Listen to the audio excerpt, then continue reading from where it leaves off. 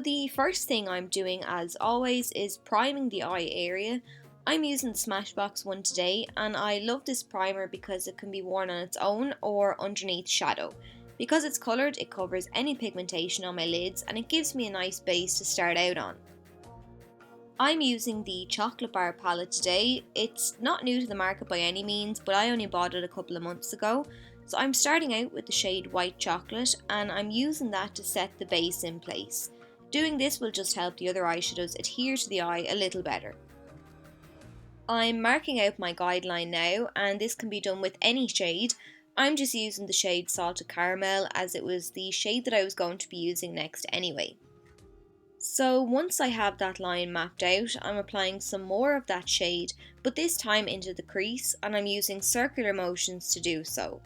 This is our transitional shade, so it's going to appear like a halo over the other shadows that we will be applying later on. So you can take it up quite high towards the brow bone, but just be sure to blend well. I'm making my way from light to dark, and I'm taking the shade Semi Sweet next and applying it a little deeper in the crease. I'm using back and forth sweeping motions to dust the colour into the crease of the eye, and then I'm changing to circular motions to buff and blend the shadow out. Then I'm going in with the shade Triple Fudge on that same fluffy brush, and I'm applying that to the crease as well, but because it's a deeper shade, it's going a little deeper in the crease, and I'm not blending it up as high as the previous shade. It can be hard to elongate the shadows using a fluffy blending brush alone, so if you are struggling, use something like a pencil brush to pull the shadow in the direction that you want and fill in any patches you've missed. There isn't a black eyeshadow in the palette, and I wanted to add some further depth, so I'm using this one here from KIKO. I'm blending the shadow onto the outer third of the lid first, and then I'm taking it across into the crease. I want the black to be kind of defined in the crease, so I'm using a tapered blending brush to achieve the desired effect. I find the easiest way to apply the black in this instance is to run the shadow through the crease while looking down into a mirror. I've deliberately left the inner half of the lid bare until now, so next I'm packing this gold shade onto that area.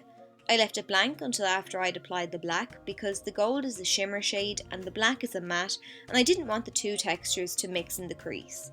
Now I'm going in with my favourite eyeliner and creating a wing as usual. For a more in-depth look at how I do this, you can click the tab above. I really wanted the gold to pop, so I decided to add some more sparkle by applying a glitter liner over top.